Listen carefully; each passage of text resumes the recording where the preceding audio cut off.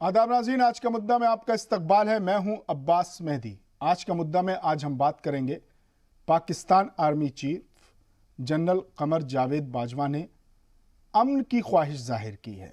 अब इस पर भी सवाल उठना लाजमी है कि कितनी नीयत साफ है या नीयत में खोट है। इस पर बात करेंगे कि अचानक जो धमकी देते थे, जो नस्लों को सबक याद दिलाने की बातें करते थे कमर जावेद बाजवा, वो अचानक अमन के क्यों पैरोकार बन रहे हैं, अमन की क्यों ख्वाहिश जाहिर कर रहे हैं। इस पर बात करेंगे। इस पर बात करने के लिए हमारे साथ बहुत खास मेहमानों का पैनल होगा।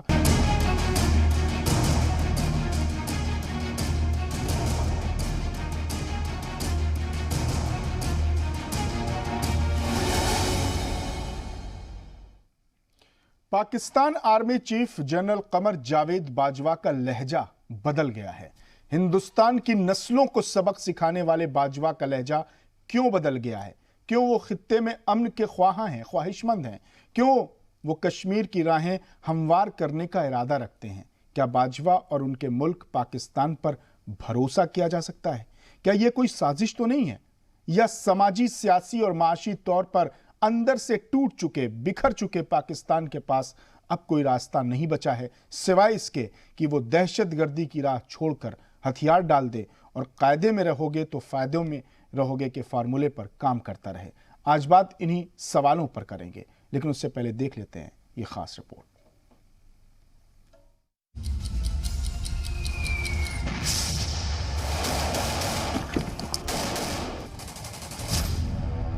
बाजवा को सताने लगा पीओके छीनने का डर।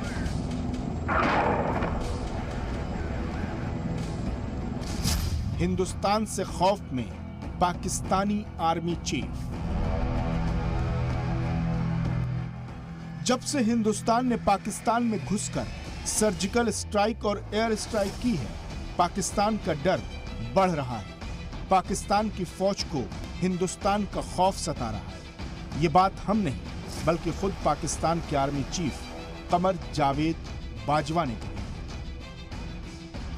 वो बाजवा जो अक्सर हिंदुस्तान के खिलाफ जंग लड़ने की, जंग जीतने की कोरी धमकियां देते रहते थे, अब उनके बोल बदल गए। पाकिस्तानी फौज के सरबराह जनरल कमर जावेद बाजवा ने जुमेरात को कहा कि यह हिंदुस्तान और पाकिस्तान के लिए पुरानी बातों को भूलने और आगे बढ़ने का वक्त है। दोनों पड़ोसी मुल्कों के बीच अमन से साउथ और मिडिल एशिया में तरक्की के इम्कानात को हमवार करने में मदद मिली। जनरल बाजवा ने ये बातें इस्लामाबाद हिफाजती मज़ाकरात को खिताब करते हुए कही हैं। बाजवा की इस बात को सुनकर लगा जैसे अचानक ही पाकिस्तान के हालात बदल गए, बाजवा के जज्बात बदल गए। वैसे वो सिर्फ यही नहीं रुके। जनरल बाजवा के मुताबिक तनाज़ात की वजह से इलाकाई अमन और तरक्की के इम्कानात हमेशा यरगमाल बने रहेंगे। मेरा मानना है कि यह वक्त माजी को भूलने और आगे बढ़ने का है। कमर जावेद बाजवा जिस कश्मीर को छीनने की बात करते थे, जिस कश्मीर पर अपना हक जमाने की फिराक में रहते थे, उसी बाजवा ने कश्मीर पर भी अपनी राय अचानक बदल ली है। जनरल बाजवा ने कहा है कि हमारे पड़ोसी को खास तौर पर कश्मीर में एक हमवार माहौल बनाना होगा। कश्मीर सबसे अहम मुद्दा है। ये समझना अहम है कि पुरअमन तरीके के जरिए कश्मीर तनाज़े के हल के बिना इस इलाके में अमन की कोई भी पहल कामयाब नहीं हो सकती। बाजवा ने इलाकाई तनाव को मुल्क की गरीबी से जोड़ते हुए कहा कि इससे नुकसान होता है। जनरल बाजवा के मुताबिक डिफेंस पर ज़रूरत से ज़्यादा खर्च करने से इसका मुल्क पर असर पड़ता है। वैसे पाकिस्तान के आर्मी चीफ के मन में जंग का खौफ जायज़ भी है, क्योंकि जब कोई गलती करता है तो उसे सज़ा का डर तो होता ही है। लेकिन सबसे बड़ा सवाल यही है कि अचानक जनरल कमर जावेद बाजवा के जज्बात बदल क्यों गए हैं? नीयत पर सवाल उठ रहे हैं। ब्यूरो रिपोर्ट, जी मीडिया। और इस अहम मौजू पर बात करने के लिए हमारे साथ मौजूद हैं साबिक एम्बेसडर अशोक सज्जनहार जी, डिफेंस एक्सपर्ट सेंट पॉल जी और रूट इन कश्मीर के तर्जुमान अमित रैना जी भी हमारे साथ थोड़ी देर में जुड़ेंगे। हम तमाम मेहमानों का इस्तकबाल करते हैं। पहला सवाल मेरा अशोक सज्जनहार जी से ही है। सर, भारत के खिलाफ हमेशा जहर उगलने वाले बाजवा का लहजा ये नरम क्यों पड़ गया है? देखिए, बहुत कारण हैं इसके, परंतु इससे पहले मैं एक ये भी बता दूं जी, जो वक्त वक्त पर ये नहीं है जो पहले आर्मी चीफ हैं जनरल बाजवा जिन्होंने ऐसी बात कही हो, वक्त वक्त आने पर जो पाकिस्तान के पुराने आर्मी चीफ रहे हैं, चाहे वो राहिल शरीफ रहे हों, चाहे वो जनरल कयानी रहे हों या मुशर्रफ रहे हों, तो जब वक्त आया है, जब उन्होंने देखा है जो उनके ऊपर दबाव बहुत ज्यादा पड़ रहा है और जब उन्होंने देखा है जो उनके पास ऑल्टरनेटिव कोई नहीं है, तो ये टैक्टिकल मूव उन्होंने ऐसा छोड़ा है जो हम ये काम ये बातचीत से सुलझाना चाहते हैं। जो पहले हो गया उसको हम भूल जाना चाहते हैं और अमन शांति कायम करना चाहते हैं दोनों देशों के बीच में। देखिए कितना नुकसान होता है अपने डिफेंस बजट्स को इतना ज्यादा बढ़ाने में, उसी को अगर हम गरीबी दूर करने में रखें तो उसका कितना फायदा होगा। तो इसीलिए मैं कहूंगा ये एक पहली बार नहीं है, परंतु जब भी ऐसे हालात हुए हैं, बद से बदतर हुए हैं पाकिस्तान के, तो वहां के जो लीडर्स हैं, आर्मी चीफ्स हैं, उन्होंने ऐसे पहले कहा है। अब क्यों मैं कहता हूं जो वहां के हालात बहुत खराब हैं, देखिए दो तीन चीजें जल्दी कहूंगा, उसके आप बाद में विस्तार से उसके ऊपर बात भी कर लेंगे। एक तो है FATF, financial action task force से उसको पाकिस्तान को 3 साल करीब हो गए हैं, जून 2018 में उनको ग्रे लिस्ट में डाला था और उसका उनको बहुत ही ज्यादा मुआवजा चुकाना पड़ रहा है, क्योंकि वहां पर कोई निवेश नहीं होता है, कोई इन्वेस्टमेंट नहीं होती है और इसी वजह से वहां पर जो उनकी आर्थिक स्थिति है, आर्थिक हालत है, माली हालत है, बहुत खराब हो गई है। इन्फ्लेशन बहुत बढ़ रहा है, इन्वेस्टमेंट तो कुछ आ ही नहीं रहा है, एक्सपोर्ट्स कुछ बढ़ नहीं रहा है, प्रोडक्शन भी नहीं है, प्रोडक्टिविटी भी नहीं है, तो जॉब्स नहीं है, अनएम्प्लॉयमेंट बहुत ज्यादा हो गया है। तो एक FATF की मार है, दूसरा वहां की जो आर्थिक हालत है वो बहुत खराब हो चुकी है, और तीसरा वहां पर देखिए जो उनके इमरान खान साहब ने कहा था, जो जब 2019 में 5 अगस्त को यहाँ पर हमने स्टेटस चेंज किया था, जम्मू एंड कश्मीर का स्टेट को हमने अलग करके 2 यूनियन टेरिटरी बना दिए थे, तो उन्होंने ये ऐलान किया था जो मैं ऐसे पूरी दुनिया में इसको कश्मीर के मुद्दे को लेकर जाऊंगा, जो कि पहले कोई सरकार नहीं लेकर गई है, और इसका पूरा वहां पर मुझे रिस्पांस अच्छा मिलेगा, रेजोनेंस होगा, भारत के विरुद्ध बहुत आवाजें उठेंगी, परंतु वो कुछ कर नहीं पाए क्योंकि महमूद शाह कुरैशी वहां पर गए UN ह्यूमन राइट्स काउंसिल में, उन्होंने बातचीत की इसके बारे में, कोई उनको सपोर्ट नहीं मिला। इमरान खान खुद गए उसी सितंबर में 2019 में UN जनरल असेंबली में, वहां पर नॉर्मल बोलना होता है 14-15 मिनट के लिए, उन्होंने 50 मिनट के लिए बोला, परंतु वहां भी कोई टर्की और मलेशिया के तब महातिर मोहम्मद थे प्रधानमंत्री, उन्होंने कुछ कह दिया और किसी देश ने उनका साथ नहीं दिया। और आखिरी बात मैं इसमें ये कहूंगा, जो उनके रिश्ते जो हैं खाड़ी के देशों से, गल्फ के जो देशों से, वो भी बहुत खराब हो गए कश्मीर की वजह से। वहां भी उनकी मित्रता दोस्ती एकदम बहुत कमजोर पड़ती दिखाई दी, क्योंकि उन्होंने सऊदी अरेबिया को ये गुजारिश की, जो आप कश्मीर के ऊपर, जब कश्मीर का स्टेटस बदल गया तो कश्मीर के ऊपर आप एक स्पेशल OIC की मीटिंग बुलाइए, और सऊदी अरेबिया ने वो मना कर दिया। तो फिर महमूद शाह कुरैशी ने उनको धमकी दे डाली, जो अगर आप नहीं करेंगे तो हम हमारे जो साथ ही मुस्लिम देश हैं उनको हम बुलाकर कश्मीर के ऊपर ये एक मुलाकात करेंगे और भारत के विरुद्ध ऐसा एक मुहिम छेड़ेंगे। तो उनको इतना नाराजगी हुई, जो उन्होंने कहा जो आपने जो हमसे पैसा लिया है, $3 बिलियन आपने वो लिया है, उसका $1 बिलियन तुरंत आप हमको लौटाइए। तो पाकिस्तान को चीन से वो पैसा लेकर उनको लौटाना पड़ा। उसके बाद ये जनरल बाजवा वहां पर गए सऊदी अरेबिया में, उनको मनाने के लिए जो क्राउन प्रिंस हैं MBS मोहम्मद बिन सलमान, उनसे मुलाकात करेंगे और उनसे उनको मनाएंगे, माफी मांगेंगे, परंतु उन्होंने उनको मिलने का समय ही नहीं दिया। तो ये मिलाकर देखिए बहुत सारे ऐसे हालात हो गए हैं जो सामरिक तरीके से, आर्थिक तरीके से, राजनीतिक तरीके से, जो उसके पास, पाकिस्तान के पास कुछ विकल्प ही नहीं बचा है। और फिर मैं भी आखिरी एक शब्द में, या एक सेंटेंस ये कहूंगा, जो नई सरकार आई है बाइडेन साहब की, तो उनको बताना चाहते हैं, देखिए हम कितने रीजनेबल हैं, हम शांति की बात कर रहे हैं, अमन की बात कर रहे हैं, और भारत को हम कह रहे हैं जो आप इसके ऊपर करें, कुछ काम करें, कश्मीर का मुद्दा बातचीत से सुलझाएं, तो फिर हमारे में अमन शांति हो सकती है। पर देखिए असली मुद्दा अब्बास साहब ये है, जो वहां से दहशतगर्दी होती है, वहां से आतंकवाद आता है। आतंकवाद के बारे में उन्होंने कुछ नहीं बोला है। अगर वो कुछ का आगे भारत के साथ रिश्तों को आगे लेकर जाना चाहते हैं, तो उन्हें आतंकवाद, दहशतगर्दी को रोकना होगा, उनको जो सपोर्ट करते हैं उसको रोकना होगा, तभी उनकी थोड़ी सीरियसनेस पता चलेगी, तभी कुछ बातचीत हो सकती है। ठीक है सर, हमारे साथ डिफेंस एक्सपर्ट सेंट पॉल जी भी हैं। सेंट पॉल जी, आपसे भी जानना चाहूँगा, आपका पहला ओपिनियन, फर्स्ट रिएक्शन मैं जानना चाहूँगा कि जनरल बाजवा के होठों से, मुंह से क्यों शांति के लफ्ज फूट रहे हैं? जी देखिए, जब बालाकोट स्ट्राइक हुआ था जी, तो उन्होंने बहुत ही जो बयान दिए थे, बहुत ही कठोर बयान दिए थे इंडिया के अगेंस्ट में जी। नंबर 2, आर्टिकल 370 जब कश्मीर से एब्रोगेट किया था, उस टाइम भी उन्होंने जो स्टेटमेंट दी थी वो एंटी इंडिया स्टेटमेंट दी है। आज जो ये चेंज आया है एशिया के अंदर और साउथ एशिया के अंदर, नंबर 1, हमारे जो सैन्य शक्ति का जो प्रदर्शन है जी, पूरे वर्ल्ड के सामने, चाइना का जो एग्रेसिव एक्शन था उसका हमने बहुत बड़ा जवाब दिया, नंबर 1।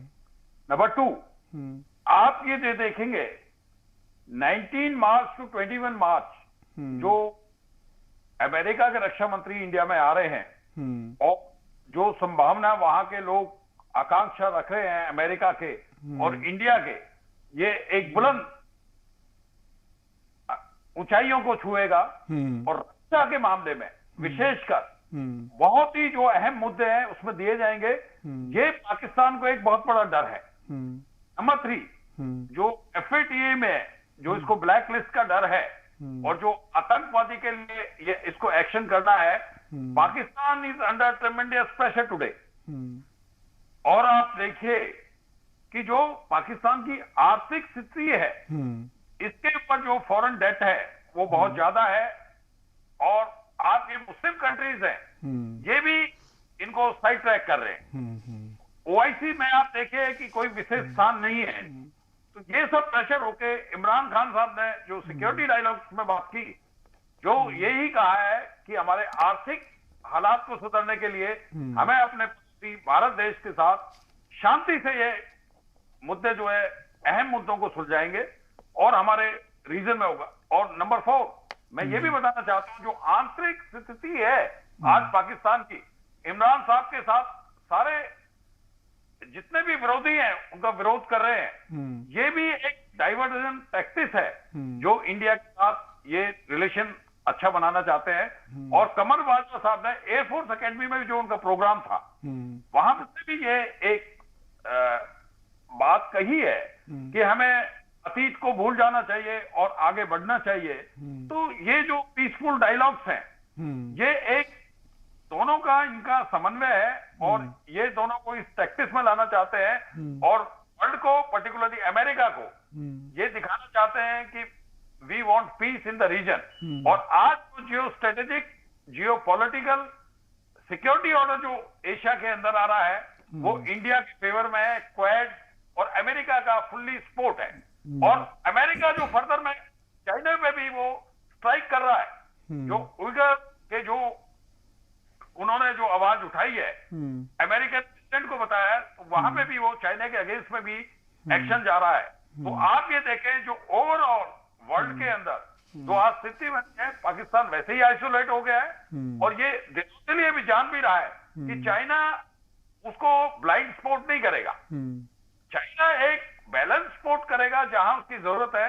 तो उन्होंने ये सोचा है कि जो हमारे आर्थिक संकट से निकलने के लिए हमें ये अहम भूमिका निभाएंगे, और भारत को ये जो बहुत ही जो बयान दिया है इन्होंने, वो बहुत ही नरम और बहुत ही एक आर्मी जनरल ने उसको जो है मैच किया, पॉलिटिकल एंड मिलिट्री जो बयान है, ये एक बहुत ही नरम और अहम बयान दिया है, वो देश की ठीक है सर, ठीक है सर, ठीक है। अशोक सज्जनहार जी, जैसा आप अतीत की बात कर रहे थे कि पहले भी मुशर्रफ रहे हों, कियानी रहे हों, किसी ने, सब ने इस तरह के बयान वक्त वक्त पर दिए हैं, जब वक्त पड़ता है तो इस तरह के बयान दिए हैं, तो क्या कमर जावेद बाजवा ने जो ये बयान दिया इस पर भरोसा नहीं किया जा सकता? अपनी आदत से पाकिस्तान बाज नहीं आएगा, जब भी हालात साजगार होंगे वो अपनी आदतों को दोहराएगा? देखिए, वो कहते हैं ना, जो दूध का जला छाछ को भी फूंक मार मार कर पीता है। तो हमारा जो तजुर्बा रहा है पाकिस्तान के साथ, वो अच्छा तजुर्बा नहीं रहा है, क्योंकि हमने जब भी दोस्ती का हाथ बढ़ाया है, देखिए, चाहे प्रधानमंत्री अटल बिहारी वाजपेयी गए हों, लाहौर गए हों, बस से गए हों, या फिर अभी 2014 में प्रधानमंत्री मोदी ने उनको बुलाया हो, उनसे बातचीत की हो नवाज शरीफ साहब से, या दिसंबर 2015 में वहां पर वो चले गए उनके जन्मदिन पर, 25 दिसंबर को उनके जन्मदिन पर उनको मुबारक देने, और उनकी जो ग्रैंड डॉटर थी उसकी वेडिंग में शिरकत करने के लिए। परंतु उसका नतीजा क्या हुआ? उसके पहले वहां पर वो उफा में, बशकोरतोस्तान, रूस में जुलाई में भी उनकी मुलाकात हुई थी, और उन्होंने कहा था भाई हम एक डेलीगेशन आएगा पाकिस्तान से भारत में जो कि केवल आतंकवाद के बारे में बात करेगा। परंतु जब नवाज शरीफ साहब वापस गए तो उनके ऊपर इतना प्रेशर पड़ा, जो वो डेलीगेशन नहीं आया, कुछ भी नहीं हुआ। परंतु फिर भी सुषमा स्वराज यहाँ से गई, और उन्होंने 7-8 दिसंबर 2015 को वहां पर उन्होंने कॉम्प्रिहेंसिव बायलैटरल डायलॉग को शुरुआत करने की बात की। आपको याद होगा 4-6 दिसंबर को बैंकॉक में मुलाकात हुई थी, तब जयशंकर साहब थे, फॉरेन सेक्रेटरी थे, और अजीत डोभाल साहब थे, और उनकी तरफ से वो सरताज अजीज वगैरह आए थे। तो देखिए, मैं बात कर रहा हूं, जो वहां पर बहुत बारी हमारी तरफ से पहल हुई है, हमने हाथ बढ़ाया है आगे, परंतु फिर उसको आगे वो लेकर नहीं जा पाए हैं, क्योंकि जो भी वहां की सत्ता है, जो भी वहां का जो पावर है, वो तो वहां की आर्मी के हाथ में है, और आर्मी चाहे वो टैक्टिकली इधर से उधर कर ले, परंतु मेरे ख्याल से स्ट्रेटेजिक वो ऐसा कोई स्टेप नहीं ले सकती है, क्योंकि आर्मी को चाहिए, जो अगर उसको इतना ज्यादा उसके हाथ में पावर होनी है, तो भारत को यकीनन एक दुश्मन के रूप में उसे प्रेजेंट करना होगा। अगर भारत से दोस्ती हो गई तो भाई वहां पर इतनी ज्यादा पावरफुल स्ट्रॉन्ग आर्मी की जरूरत क्या है। दूसरी बात देखिए, एक मैं और कहना चाहूंगा, जो वो कहते हैं जो भाई हमें पिछले जो हुआ है उसको सबको भूल जाना चाहिए, आगे बात करनी चाहिए। तो पहले एक चीज तो मैंने कहा, जो ये दहशतगर्दी है, आतंकवाद है, उसको खत्म करने के बारे में उन्होंने कुछ नहीं कहा। वो कहते हैं कश्मीर कोर इशू है, कश्मीर मुद्दा है। मेरे विचार से कश्मीर मुद्दा नहीं है, कश्मीर बिल्कुल भी मुद्दा नहीं है। कश्मीर तो अब यूनियन टेरिटरी बन गया है, तो मुद्दा बिल्कुल ही, अगर पहले जो था, जो डिस्प्यूटेड टेरिटरी, वो उसमें अलग उसका स्टेटस था, अब तो बिल्कुल ही खत्म हो गया है। परंतु हमारे विचार से आतंकवाद सबसे बड़ा मुद्दा है, अहम मुद्दा है, उसके ऊपर उन्होंने कुछ नहीं कहा है। जो उसके ऊपर अगर ये जो लश्कर तैयबा है, जैश मोहम्मद है, मसूद अजहर है, हाफिज सईद है, इनके विरुद्ध कुछ एक्शन लेंगे क्या? इनके ऊपर कुछ नकेल डालेंगे, या उनको ऐसे ही खुला घूमने देंगे और खुला भारत के विरुद्ध अपना जहर उगलने देंगे? आखिरी बात मैं इसमें ये कहूंगा, देखिए, अगर वो कहते हैं जो भाई हमें आगे की बात सोचनी चाहिए, पीछे नहीं देखना चाहिए, देखिए उनको एक्शन लेना है। दिसंबर 2001 में हमारे पार्लियामेंट के विरुद्ध अटैक हुआ, उसके बाद 26/11 का अटैक हुआ, उसके बाद पठानकोट का हुआ 2 जनवरी 2016 को, उसके बाद उरी का हुआ सितंबर 2016 में, उसके बाद आपके पुलवामा में हुआ। तो उनके जो भी हैं, जो भी मुजरिम हैं, हमने सारे उनको डोसियर्स दिए हैं, सारे दस्तावेज दिया, सारा एविडेंस दिया, सबूत दिया है। आप उनके विरुद्ध एक्शन लीजिए। आपने एक्शन नहीं लिया है कुछ भी, आप कहते हैं हमारे पास कोई एविडेंस नहीं है। तो देखिए, अगर आप कहते हैं जो पीछे का सब भूल जाइए, तो मतलब ये जो आपने एक्शंस लेने थे उनके विरुद्ध, आप कहेंगे उनको भी भूल जाइए, मतलब वो हुआ ही नहीं है। तो ऐसे तो नहीं हो सकता है। उनको अपनी सीरियसनेस अगर बतानी है, अगर अपनी कमिटमेंट को पूरी तरीके से बताना है, तो जिसे कहा जाता है ना अंग्रेजी में वॉक द टॉक। आप भाई कुछ हमको कुछ सबूत दीजिए जो आप इस मामले में सीरियस हैं, आप इस मामले को आगे ले जाना चाहते हैं। केवल जबानी जमा खर्च नहीं है ये। सर आप जो कह रहे हैं, कहीं ऐसा तो नहीं कि खुद जो टेररिज्म है और बड़े बड़े टेररिस्ट ऑर्गेनाइजेशन है वो खुद पाकिस्तान के हाथ से निकल चुके हैं, वो एक स्टेज बन गया है, उसका इस्तेमाल करते हैं और फिर वो घुसपैठ करते हैं, दरअंदाजी करते हैं? देखिए कुछ तो हो सकते हैं, परंतु ये जो है ना, ये लश्कर तैयबा है और जैश ए मोहम्मद है और हक्कानी नेटवर्क है। हक्कानी नेटवर्क हालांकि यहाँ पर नहीं है, वो अफगानिस्तान में है, और बहुत सारे ऐसे हैं। वो सब पाकिस्तान की आर्मी और आईएसआई के अंगूठे के नीचे हैं। उनको सभी वो दिया जाता है, उनको सारी सहायता दिया जाता है, सेफ हेवन्स दिया जाता है। आपको मालूम है अफगानिस्तान के भी जो लीडरान हैं, चाहे वो उनके राष्ट्रपति हो, चाहे अब्दुल्ला साहब हो, चाहे वाइस उपराष्ट्रपति हो, सभी ने कहा है जो अगर तालिबान को पाकिस्तान अपने यहाँ पर सेफ हेवन देना बंद कर दे, सपोर्ट देना बंद कर दे, तो 2 सप्ताह में वो अफगानिस्तान की जो नेशनल सिक्योरिटी फोर्स है उनको एकदम खत्म कर सकती है। वही बात है भारत के विरुद्ध भी ये जो सब तंजीमें हैं, ये इसीलिए इतने काम कर सकती हैं क्योंकि उनको सारा सपोर्ट। देखिए वहां से आप टनल्स खोदते हैं, बॉर्डर से टनल से आप भेजते हैं, आप ड्रोन से वो करते हैं। देखिए आप अगर कोई चाहे भी जो पाकिस्तान को क्लीन चिट दे दिया जाए तो मेरे ख्याल से ये हो नहीं सकता है। सर एक इंटरनेशनल लेवल पर अगर आप पूरा सिनारियो देखें तो कुछ समझ में नहीं आता। सऊदी अरब जिसने आईएसआईएस को पाला पोसा, फिर इराक में लॉन्च हुआ, फिर सीरिया बढ़ा और अब फिर वो पूरे मिडिल ईस्ट में पहुंच गया। अब सऊदी अरब एंटी टेररिज्म की बात कर रहा है। सऊदी अरब के पाकिस्तान से बहुत मजबूत रिश्ते थे, वो अब दूरियां पैदा हो रही हैं। उधर टर्की जिसने सीरिया में पूरा इनकलाब पैदा किया, टनल बनाई और वहाँ से बड़े बड़े हथियार टनल के ज़रिए सीरिया में पहुँच गए, बागियों के हाथ लग गए, टैंक और तोप जैसे बड़े हथियार लग गए, मिसाइल जैसे हथियार लग गए। तो अब पूरी इंटरनेशनल पॉलिटिक्स समझ में नहीं आ रही। टर्की अलग फ्रंट पे खड़ा है, सऊदी अलग फ्रंट पे खड़ा है, ईरान अलग फ्रंट पे खड़ा है। पाकिस्तान की मेरे ख्याल से समझ ही नहीं आ रहा है कि वो सऊदी को मनाए या टर्की का साथ दे या ईरान से अपना ताल्लुकात बेहतर करे। तो ऐसे में समझ में ये नहीं आ रहा है कि क्या इन सारे मुल्क जितने मुल्कों को मैंने गिनाया, क्या ये सारे मुल्क टेररिज्म का शिकार हो चुके हैं, अपने ही बनाए हुए जाल में फंस चुके हैं क्या? जी आपने बिल्कुल ठीक कहा है। देखिए सिचुएशन जो है बहुत ही कॉम्प्लेक्स है, बहुत ही कॉम्प्लिकेटेड है।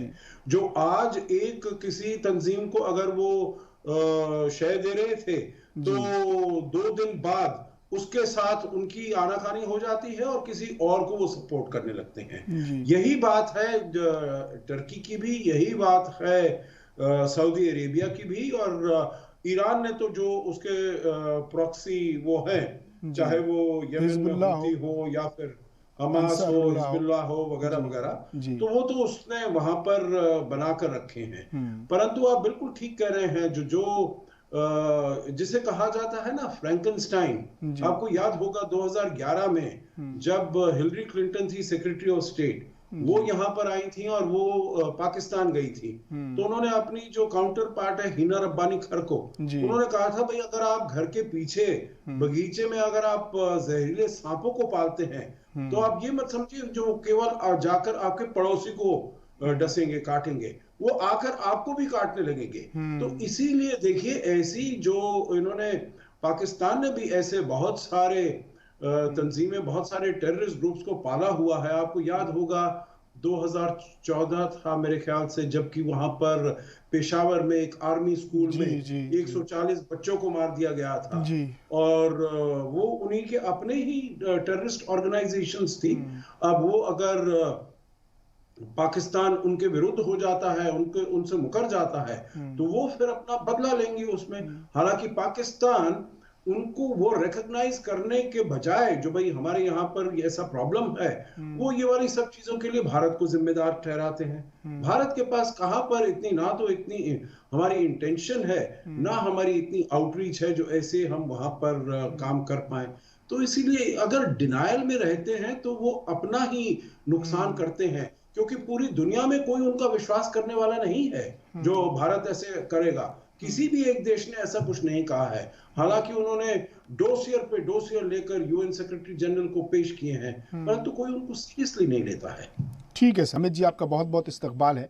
आपसे भी मैं यही इस सवाल का जवाब जानना चाहूँगा कि कुछ रोज़ पहले तक जो पाकिस्तान कश्मीर मुद्दे को इंटरनेशनल मुद्दा बनाना चाहता था, एक मुल्क से दूसरे मुल्क जाता था, यूनाइटेड नेशन में जाने अपने आवाज़ें उठाने की राहें पैदा करता था, वो पाकिस्तान अचानक से बदल क्यों गया है? आपको याद होगा पिछले साल फरवरी में टर्की के प्रेसिडेंट रजब तैयब अर्दोगान साहब आए थे और उन्होंने बड़े ही पुरअज़्म तरीके से ये बयान दिया था कि कश्मीर का मुद्दा सिर्फ पाकिस्तान का मुद्दा नहीं है बल्कि हमारा भी मुद्दा है। तो इस तरह से जो लॉबिंग कर रहा था पाकिस्तान कश्मीर के मुद्दे को लेकर, अब उसके आर्मी चीफ क्यों कहते हैं कि खित्ते में अमन होना चाहिए और कश्मीर सबसे बड़ा मुद्दा, इसको हल कर देंगे तो जो हमारे इम्कानात हैं, जो संभावनाएं हैं, वो अनलॉक हो जाएंगी खित्ते में? नहीं, देखिए बाजवा साहब ने आज भी कश्मीर को मुद्दा बना के रखा हुआ है। और बाजवा साहब क्या चाहते हैं कि हम मुंबई अटैक भूल जाएं, हम मुंबई बॉम्ब ब्लास्ट भूल जाएं, हम दिल्ली बॉम्ब ब्लास्ट भूल जाएं, हम सांबा ब्लास्ट भूल जाएं, कश्मीर में उरी भूल जाएं, पुलवामा भूल जाएं, कश्मीर में जो हमने 20,000 सिविलियन गंवाए हैं वो भूल जाएं। ये कश्मीर अगर आज भी मुद्दा है और अगर वो कहते हैं कश्मीर मुद्दा सुलझाना है, तो आज भी अगर उनके लिए मुद्दा है तो हम किस बात पर विश्वास करें? देखिए, पश्चाताप करना बिल्कुल सही। अगर आप पश्चाताप करना चाहते हैं तो फिर आपको पश्चाताप से बातों से नहीं करना होगा, आपको एक्शन से भी करना होगा। आज भी आपके पास हाफिज सईद, मजूर असद जैसे आतंकवादी हैं जो वांटेड लिस्ट पे हैं, दाऊद इब्राहिम है, उन्हें हैंड ओवर करिए फिर इंडिया को, let course of justice take place. आप वो कदम तो उठाने को तैयार नहीं है। तो ये स्टेटमेंट्स देखिए आज अफगानिस्तान को लेकर हैं, पाकिस्तान चाहता है कि काबुल पे उसका होल्ड हो, उसका परचम लहराए, और जब वो इशू रिजॉल्व होगा, कुछ काबुल पे उनका होल्ड आएगा थैंक्स टू अमेरिकन इंडिफरेंस, फिर वो वापस कश्मीर पे आएंगे। तो आज वो सिर्फ टाइम बाय कर रहे हैं अपना स्ट्रांग होल्ड अफगानिस्तान पे करने के लिए। नहीं तो अगर आपको अमन की इतनी फिक्र है तो जो एक्शन हम मांग रहे हैं, हम तो ये नहीं कह रहे आप सिविलियन दीजिए, हम तो कह रहे हैं जो यूएन डेजिग्नेटेड टेररिस्ट हैं उनको हैंड ओवर करिए। दाऊद इब्राहिम तो आपका सिटीजन भी नहीं है, उसे तो हैंड ओवर करिए।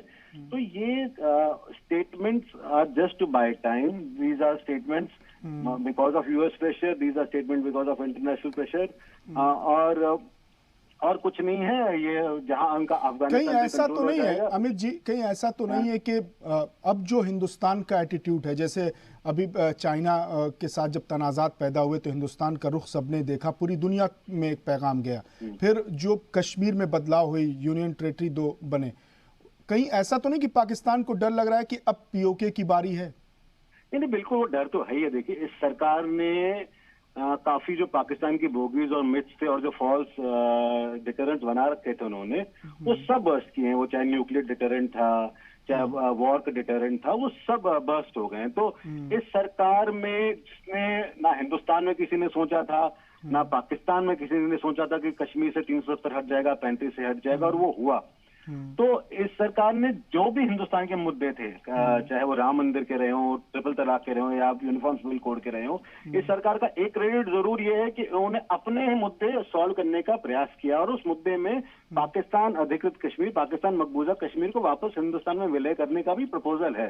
तो जो सरकार अपने कमिटमेंट्स को ऑनर करते जा रही है, तो कहीं ना कहीं पाकिस्तान में ये डर है। मतलब देखिए, कश्मीर का मुद्दा पाकिस्तान आर्मी कभी नहीं छोड़ सकती, क्योंकि उसके वजूद का कारण ही कश्मीर है। अगर कश्मीर खत्म हो जाता है, जो एक फ्रिक्शन पॉइंट है और जो पाकिस्तान आर्मी यूज करती है अपनी एग्जिस्टेंस के लिए, तो पाकिस्तान के लोग सवाल पूछेंगे कि हमें इतनी बड़ी फौज चाहिए क्यों? अगर हमारा हिंदुस्तान से कोई जंग नहीं है, हमें अमन है, एक ही कल्चर है, एक ही इतिहास है, तो हम अलग स्टेट भी क्यों है, हम अलग राष्ट्र भी क्यों है? तो ये सिर्फ समय बाय करने के लिए, अफगानिस्तान में अपना होल्ड स्ट्रांग करने के लिए, और जहां पे वो होगा एक बार उन्होंने अफगानिस्तान कंट्रोल कर लिया, रिजॉल्व कर लिया, तो अगली बारी फिर कश्मीर की। अब आप देखिए, अभी अर्दोगन की हम बात कर रहे हैं, वो आप सऊदी तो आज बैकआउट कर गया है, मगर अर्दोगन को रिप्लेस कर गया है। वो आज भी वापस कैलिफेट का सपना देख रहे हैं। आज वो उनको लगता है कि शायद नया कैलिफेट वही बनाएंगे और अगली ओटोमन एम्पायर की खिलाफत वो बरकरार रखेंगे, वो नए खिलाफत उस्मानिया के। तो बिल्कुल हम लगातार बात कर रहे हैं, हमारे साथ सेंट पॉल जी भी हैं। सर, आपसे जानना चाहूँगा कि क्या पाकिस्तान डर गया है, इसीलिए शायद बाजवा का जो एक्सटेंशन मिला है 2019 में, उनका मुद्दतकार उनका कार्यकाल पूरा हो रहा था, लेकिन उसको बढ़ा दिया गया क्योंकि इमरान खान जानते हैं कि बाजवा बहुत करीब से कश्मीर के मुद्दे को जानते हैं। अगर फेरबदल होगा, बदलाव होगा, तो शायद कोई इस मौजू को उतने बेहतर तरीके से हैंडल ना कर पाए। जी देखिए, बाजवा साहब और मुशर्रफ साहब और जितने भी जनरल जिया के टाइम तक मैं जा रहा हूं, और आपको डिफेंस के एक्सपर्ट के नाते से ये मैं पूरे देश को और पूरे विश्व को बता रहा हूं, कन्वेंशनल वॉर के अंदर पाकिस्तान के जनरल्स ने ये देख लिया कि हमारी पैरिटी इंडिया के साथ नहीं है।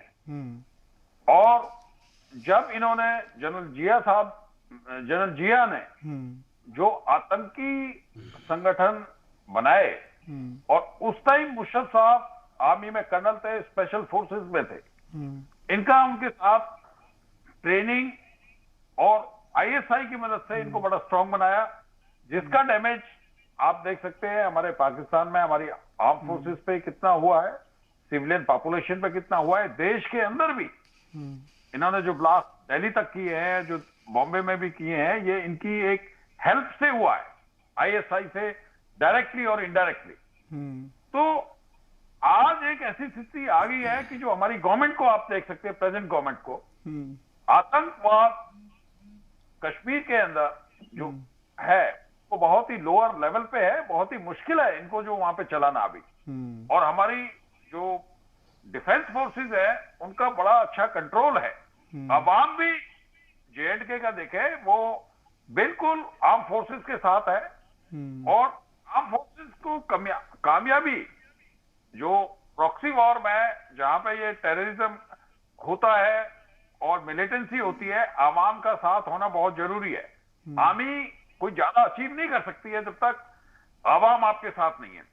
दूसरा जो मैं आपको बताना चाहूंगा, जो पीओके का जो हमारी गवर्नमेंट ने इंडिकेशन दे दिया है, तो ये भी एक टैक्टिस है जनरल बाजवा की और जनरल इमरान की कि we should have a peaceful relation, कि ये जो, क्योंकि इंडिया के अंदर आप देखें गवर्नमेंट बड़ी स्ट्रांग है, 335A बालाकोट स्ट्राइक जो स्ट्राइक किया अंदर उरी के बाद में किया, तो आज आर्मी चीफ को ये मालूम है, जो असेसमेंट है उनका असेसमेंट है कि इंडिया विल नॉट स्पेयर अगर कोई चीजें होती है। तो उन्होंने ये एक जो बात की है आर्मी चीफ ने, वो बड़ा एक डिप्लोमेटिकल स्टेटमेंट है पीसफुल नेगोशिएशन के लिए। आप ये देखिए कि उन्होंने जो पहली दफा ये कहा है कि वहां के कश्मीर लोगों की आकांक्षाओं के मुताबिक और गरिमापूर्ण, आप देखिए जब जनरल मुशर्रफ आगरा में आए थे, वो बड़े अड़ियल अपने रुख में थे जब सेटलमेंट अटल बिहारी वाजपेयी जी, और अटल बिहारी वाजपेयी जी हमारे जो पीएम साहब थे, वो बड़े एक बहुत ही आप उनकी स्टेटमेंट से पॉलिटिकल लीडरशिप और बड़े रखने वाले थे कि जब एक आर्मी के जनरल है और उनको यहाँ बुलाया, he want to resolve in a very peaceful, और जो उन्होंने इनिशिएटिव लिए, आप इतिहास देख 70 साल में कितने अच्छे इनिशिएटिव लिए थे पीस वार्ता के लिए, लेकिन उन्होंने कारगिल किया, कारगिल में भी उनको मुंह की कहानी पड़ी। तो नाउ बाजवा साहब का ये है कि इसको रीजन के अंदर कि इकोनॉमिकल बैकफुट पे है पाकिस्तान, जो पॉलिटिकल लीडरशिप है। 2 दिन पहले इमरान साहब ने भी ये स्टेटमेंट दी कि we want a good relation with our neighbours, अपने पड़ोसी के साथ में, और जिससे कि हमारी आर्थिक स्थिति भी मजबूत होगी। तो यही जो नैरेटिव है वो जनरल बाजवा का भी वही नैरेटिव है, दोनों को बिल्कुल एक रखा है। तो मैं ये कहना चाहूंगा कि ये लोग एक जो पीएफओ का आपने जो बताया था, ये बहुत बड़ा इनके दिमाग बहुत के बड़ा अंदर मसला है और कहीं ना कहीं ये डरा हुआ है। हमारे साथ अशोक डरा हुआ। सज्जनहार जी भी लगातार मौजूद हैं। सर, कहीं ऐसा तो नहीं कि पाकिस्तान के अंदर वहाँ के अवाम, वहाँ के अपोजिशन का बहुत दबाव हो, क्योंकि मुल्क के हालात बिल्कुल ठीक नहीं है, मईशत चरमरा चुकी है, महंगाई शबाब पर है, बामे उरूज पर है, तो कोई ऐसा नहीं कि अपोजिशन और अवाम के दबाव में आर्मी चीफ को ये बयान देना पड़ा हो, सरकार की तरफ से इशारे मिले हों कि अब भाई खित्ते में अमन की बातें की जाएं, क्योंकि हम तो अंदर से टूटे पड़े हैं, बिखरे पड़े हैं, कोई पुरसाने हाल नहीं है। ये आप बिल्कुल ठीक कह रहे हैं अब्बास साहब, क्योंकि देखिए ये जब ऐसे इनिशिएटिव लिए जाते हैं या ऐसी बातें की जाती हैं तो इसके लिए 1, 2, 3 कारण नहीं होते हैं। ये सभी जब आपके विपरीत हो जाए हैं, जैसे पूरा जमाना ही आपके विपरीत, कोई भी आप जो पासा फेंक रहे हैं वो ठीक नहीं पड़ रहा है, तो तब आपको ये बिल्कुल आप हताश होकर तब आप ऐसे करते हैं। आप बिल्कुल ठीक कह रहे हैं। ये जो पाकिस्तान डेमोक्रेटिक मूवमेंट का है, 11 पार्टियां जो देखिए बिल्कुल एक दूसरे से बात करने को राजी नहीं थी, चाहे पाकिस्तान पीपल्स पार्टी हो, बिलावल भुट्टो की हो, आसिफ जरदारी की हो, या पाकिस्तान मुस्लिम लीग नवाज शरीफ की हो, तो वो एक ही प्लेटफॉर्म पर आ गए हैं। और उनके साथ साथ और जो और पार्टियां हैं वो भी, मौलाना फजलुल्लाह भी उनके साथ आ गए हैं। वो सभी, और जो उन्होंने वहां पर प्रोटेस्ट किए हैं, जो उन्होंने वहां पर डेमोन्स्ट्रेशन किए हैं, और जो उनको वहां पर सपोर्ट मिला है, अवाम का सपोर्ट मिला है, वो मेरे ख्याल से इनको भी नर्वस कर गया है। और इन्होंने एक ये जो लगाई है, एक वार्निंग दी है, जो हम वहां पर या रिजाइन कर देंगे या ट्रैक्टर रैली लाएंगे या आपके विरुद्ध वहां पर इस्लामाबाद में आकर ये प्रदर्शन करेंगे, तो उससे भी मेरे ख्याल से नर्वस हो गए हैं। और अभी जो इमरान खान को वहां पर उनकी पार्लियामेंट में उनके जो कैंडिडेट थे उनको भी शिकस्त खानी पड़ी है, और भी उनके विरुद्ध, हालांकि उन्होंने कॉन्फिडेंस वोट तो जीत लिया है, परंतु फिर भी उनका इस्लामाबाद में सेनेट हार गया यूसुफ रजा गिलानी से। जी, तो मतलब उनको ये पता चल गया है, जो उनकी गद्दी बिल्कुल डगमगा रही है, हिल रही है। और मेरे ख्याल से ये भी देखा जाए, जो वहां के जो आर्मी चीफ हैं जनरल बाजवा, मेरे ख्याल से इससे पहले हालांकि लोगों ने आर्मी की इंटरफेरेंस के विरुद्ध बातें की हो, परंतु कोई जो चीफ है, वो जो पोजीशन में है, जो उसके विरुद्ध ऐसी कभी बातें नहीं हुई हैं। और अभी जैसे नवाज शरीफ साहब, हालांकि वो बैठे तो वहां पर लंदन में हुए हैं, परंतु जैसे ही उन्होंने बातें की हैं बाजवा साहब के विरुद्ध, जो भाई इंटरफेरेंस है और कितना करप्शन है, तो मेरे ख्याल से उससे भी वो जरूर बौखला गए होंगे, थोड़ा तिल मिला गए होंगे। जो उनकी अपनी पोजीशन है आईएसआई का, इन सब का नाम लेकर मियां नवाज शरीफ साहब ने इनके विरुद्ध बोला है, तो ये सभी बातें मेरे ख्याल से सब एक साथ आई हैं। और जो आर्थिक स्थिति खराब हुई है, और मेरे ख्याल से चीन ने भी इनको कहा होगा, जो भाई आप भारत के साथ जंग तो नहीं होनी चाहिए, क्योंकि अगर जंग होती है तो देखिए चाइना पाकिस्तान इकोनॉमिक कॉरिडोर वैसे ही उसके ऊपर प्रश्न चिन्ह लगा हुआ है, उसमें और ज्यादा बहुत ही उसमें मुश्किलात आ जाएंगी। और वो मेरे ख्याल से चीन कभी भी नहीं चाहेगा। उसने 40, 50, 60 बिलियन डॉलर वहां पर लगाए हैं, और वो किसी प्रकार से खराब हो, क्योंकि उसका उसके लिए बहुत ज्यादा सामरिक महत्व है। तो इसीलिए चीन भी नहीं चाहेगा जो भारत और पाकिस्तान के बीच में किसी प्रकार की जंग हो। ठीक है सर। रैना जी, हम पीओके की बात कर रहे थे। पीओके में तो शायद अब जम्मू कश्मीर लिबरेशन फ्रंट ने भी ये आवाज़ उठानी शुरू कर दी है कि हम हिंदुस्तान के साथ जाएंगे। शायद इसी वजह, इन तमाम वजहों से पाकिस्तान परेशान है। देखिए, इस समय पाकिस्तान मकबूजा कश्मीर में एंटी पाकिस्तान करंट बहुत ज्यादा स्ट्रॉन्ग है। ये पाकिस्तान कितना भी दबा ले, बट अगर आप वहाँ के लोगों से बात करें या आप वहाँ पे चेक देखें तो बहुत ही एंटी पाकिस्तान सेंटिमेंट चल रहे हैं। गिलगित बाल्टिस्तान में भी बड़े एंटी पाकिस्तान गिलगित बाल्टिस्तान में तो हमेशा से रहे अमित जी, तो वहाँ तो हमेशा से रहे, लेकिन अब मुजफ्फराबाद तक ये रैलियां और जुलूस निकलने लगे हैं मेरे ख्याल से। हाँ, तो मुजफ्फराबाद में रैलीज निकलने लगी। इमरान खान जब गए थे पिछले साल 14 अगस्त के आसपास, तो तब भी उन्होंने ये जहाँ उन्होंने पुलवामा के बाद सर्जिकल स्ट्राइक का कबूलनामा किया था कि मुझे डर है कि बालाकोट जैसा कोई और ना करे। वहाँ पे भी काफी प्रोटेस्ट हुए थे उनके खिलाफ। तो इस समय सेंटिमेंट और पाकिस्तान का अपना अगर आप देखिए इस समय सिंधी मूवमेंट अप है, they are against the state of Pakistan. Baloch Pakistan के अगेंस्ट है। फाटा फ्रंटियर प्रोविंस इस समय पाकिस्तान स्टेट के अगेंस्ट है। तो पाकिस्तान में इंटरनल डिसेंट ही इतना ज्यादा है कि वो स्टेट को कोहेसिव रखना बड़ा ही मुश्किल है। और दूसरा जो हम इम्पोर्टेंट बात हम भूल रहे हैं वो ये है कि पाकिस्तान आज भी FATF की ग्रे लिस्ट पे है। और उसका one of the important reason ये है कि इंडिया ने अपना प्रेशर लॉबी मेंटेन करके रखा हुआ है। हालांकि पाकिस्तान FATF की अगर आप रिपोर्ट देखें तो उस हिसाब से पाकिस्तान सिर्फ 27 में से 21 पॉइंट कवर कर चुका है, 6 पॉइंटों पे ही रहता है। मगर उसके बावजूद 6 पॉइंटों फिर भी उन्होंने उनको ग्रे लिस्ट में कंटिन्यू रखा है। और उनसे उस पर इकोनॉमी में काफी फर्क पड़ता है। और ये इस कारण भी कहीं ना कहीं वो दिखाना चाहते हैं दुनिया को कि हम अमन का प्रयास कर रहे हैं, हम अमन का प्रयास कर रहे हैं। तो ये प्रयास उनका लगा रहेगा। ये दुनिया को दिखाने के लिए चला हुआ है। 70 साल से पाकिस्तान ने दुनिया को बेवकूफ बना रखा है। मैं ये क्रेडिट जरूर दूंगा पाकिस्तान को कि वो सक्सेसफुल भी रहे हैं।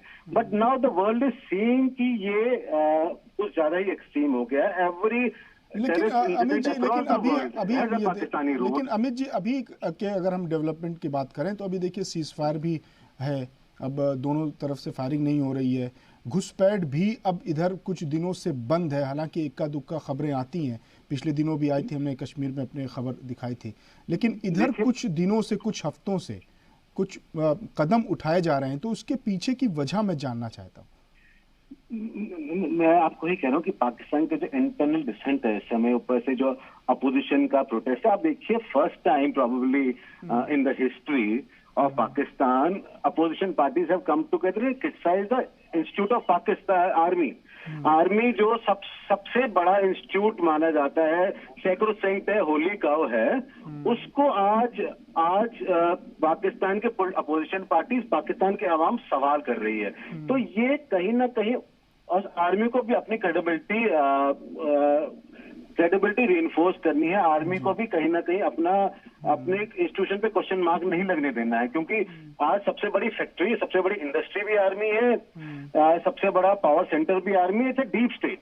और अगर डीप स्टेट पे ही क्वेश्चन उठने लगे और पब्लिकली उठने लगे, जहां लोग डरते थे आर्मी के बारे में बात करने के लिए, आज अगर उसके खिलाफ रैलीज निकलने लगे तो कहीं ना कहीं अंदर रिप्रिकॉशंस इतने हैं कि रिएक्शंस आएंगे उसको लेकर। और उस एक रिएक्शन में भारत की ओर शांति का प्रयास, बिकॉज पीपल ऑफ पाकिस्तान और वो क्वेश्चन है कि 70 साल से हमने हिंदुस्तान से दुश्मनी करके पाया क्या है?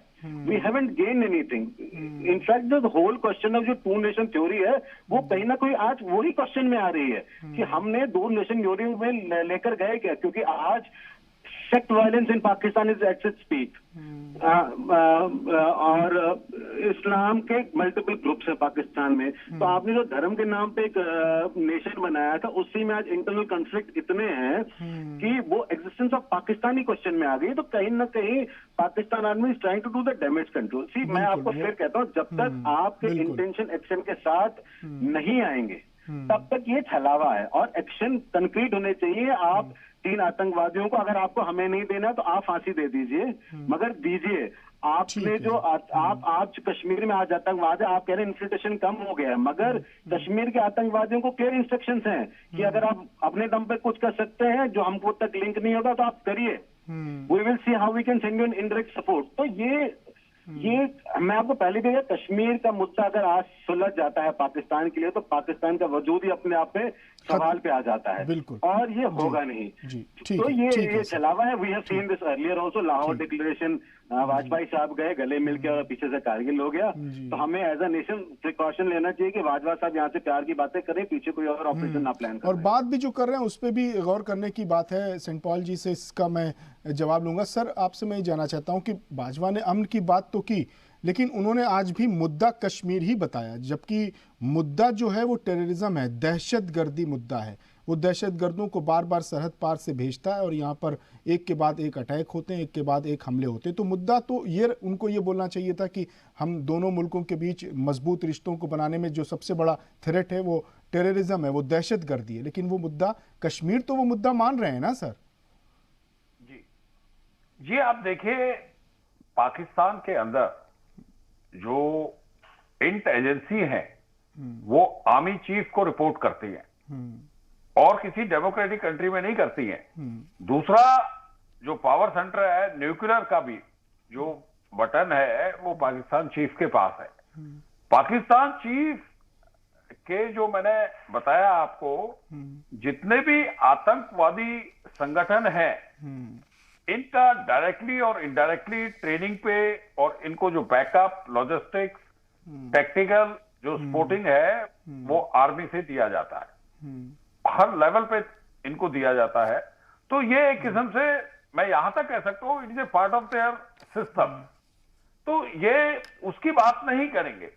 जहां भी आप, जब मुशर्रफ साहब चीफ बने और जब उन्होंने डिक्टेटर लगाया, जितने अटैक्स हुए हैं श्रीनगर के अंदर हो अटैक, फिदाइन जो हुआ, सुसाइडल अटैक्स हुए थे, उसी टाइम से शुरू हुआ। तो आर्मी चीफ का ये एक फोर्स मल्टीप्लायर है, ये उनका एक फोर्स मल्टीप्लायर है। ये आतंकवादियों के खिलाफ आप देखिए कि आर्मी कभी इनको नहीं बोलती है और इनको सपोर्ट करती है इनको। और इनसे जो आपने देखा होगा कारगिल के अंदर भी और उसके अलावा भी मिलिटेंसी के अंदर भी, it is because they want to do a lot of damage. उनको आर्मी चीफ का ये जो फ्रंट है, ये जो कश्मीर का खुला हुआ फ्रंट है, वो इसमें जितना डैमेज होता है तो it is their sort of a victory. बिल्कुल सर, बिल्कुल सर। सर हमारा वक्त खत्म हुआ, बहुत माजरत चाहता हूं कि हम इस पर लूंगा जी। हमें एज अ नेशन अपने आप से सवाल पूछना पड़ेगा कि पाकिस्तान में ऐसा क्या बदला है, पाकिस्तान ने ऐसा क्या ऑफर किया है कि आज हमें उन्हें दोबारा ट्रस्ट करना चाहिए। मेरे हिसाब से तो हमारे पास उन्होंने ऐसा कुछ ऑफर नहीं किया कि आज हमें उन पर ट्रस्ट करना चाहिए। और आज हम यही सवाल उठा रहे थे अमित सर, आपने जो बात कही हम यही सवाल उठा रहे थे। हमारे प्रोग्राम का जिस्ट यही था कि हमारी लाइन यही थी कि हम क्यों पाकिस्तान से बात करें, कितना भरोसा किया जा सकता है, उसकी नीयत में खोट है। हम ये तमाम बातें हमने की। बहुत बहुत शुक्रिया अमित रैना सर आपका, बहुत बहुत शुक्रिया सेंट पॉल सर आपका, अशोक सज्जनहार सर भी हमारे साथ जुड़े, उनका भी बहुत बहुत शुक्रिया, तमाम मेहमानों का शुक्रिया। तो आज के मुद्दा में आज के लिए बस इतना ही, लेकिन आप बने रहिए जी सलाम के साथ, क्योंकि जी सलाम पर खबरों का सिलसिला लगातार जारी है। अगला बुलेटिन देखिए, सलाम हिंदुस्तान मेरे साथ।